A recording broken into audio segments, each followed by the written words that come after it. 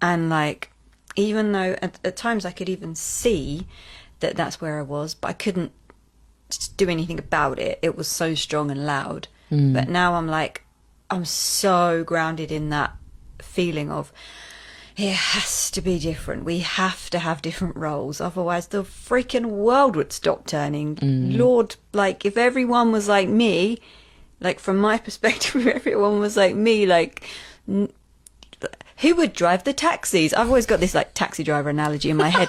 Who would drive the taxis? Because it wouldn't be me. I love that. What a quirk. It was, do you know, once, like years ago, I was in a taxi, which is really rare for me. I have no idea where I was going. And for some reason, I just had this huge epiphany of like, not everyone is meant to have the same spiritual experience as me, because who would be driving me in this taxi right now if